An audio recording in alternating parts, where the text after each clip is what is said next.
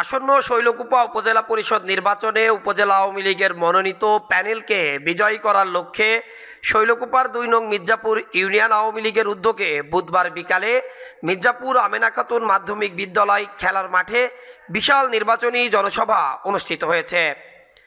এতে ইউনিয়ন আওয়ামী লীগের সভাপতি আবু বকরের সভাপতিত্বে ইউনিয়ন আওয়ামী লীগের সহ প্রচার ও প্রকাশনা বিষয়ক সম্পাদক মোহাম্মদ উসমান ফারুক উজ্জ্বলের সঞ্চালনায় এই নির্বাচনী জনসভায় প্রধান অতিথি হিসাবে বক্তব্য রাখেন ঝিনাইদহ জেলা আওয়ামী লীগের সাবেক সহসভাপতি, সাবেক জেলা মুক্তিযোদ্ধা কমান্ডার, সাবেক ইউপি চেয়ারম্যান মকবুল হোসেন। এতে প্রধান বক্তা হিসাবে উপস্থিত ছিলেন উপজেলা আওয়ামী লীগের সাধারণ সম্পাদক ও উপজেলা চেয়ারম্যান আব্দুল হাকিম। এ সময় আরও উপস্থিত ছিলেন উপজেলা আওয়ামী লীগের সভাপতি ও ইউপি চেয়ারম্যান মতিয়ার রহমান, উপজেলা আওয়ামী লীগের সহসভাপতি নাসিরুজ্জামান খান। এ সময় আরও উপস্থিত ছিলেন আসন্ন উপজেলা পরিষদ নির্বাচনে দোয়াত কলম মার্কার চেয়ারম্যান পদপ্রার্থী উপজেলা আওয়ামী লীগের যুগ্ম সম্পাদক ও উপজেলা যুবলীগের সভাপতি শামীম হোসেন মোল্লা।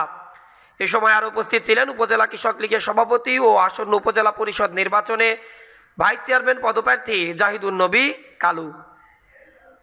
এ সময় আরও বক্তব্য রাখেন মহিলা ভাইস চেয়ারম্যান পদপ্রার্থী যিনি হাঁস প্রতীক নিয়ে নির্বাচন করছেন আফরোজা নাসরিন লিপি।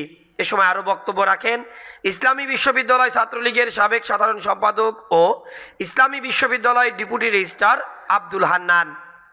এ সময় জেলা, উপজেলা ও বিভিন্ন ইউনিয়ন আওয়ামী লীগের নেতাকর্মীরা এই সভায় বক্তব্য রাখেন।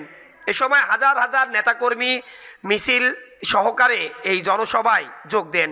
এ সময় নেতাকর্মীরা আগামী ২১শে মে উপজেলা পরিষদ নির্বাচনে চেয়ারম্যান পদে দোয়াত কলম মার্কার শামীম হোসেন মোল্লা, ভাইস চেয়ারম্যান পদে চশমা প্রতীকের জাহিদুন নবী কালু এবং মহিলা ভাইস চেয়ারম্যান পদে হাঁস প্রতীকের প্রার্থীকে আগামী ২১শে মে ২ নং মির্জাপুর ইউনিয়ন পরিষদ থেকে বিপুল ভোটে জয়যুক্ত করার জন্য প্রতিশ্রুতিবদ্ধ হন। উল্লেখ্য, এই নির্বাচনে চেয়ারম্যান পদে ৩ জন, পুরুষ ভাইস চেয়ারম্যান পদে ৪ জন এবং মহিলা ভাইস চেয়ারম্যান পদে ৩ জন প্রতিদ্বন্দ্বিতা করছেন। Desk report, eagle TV news.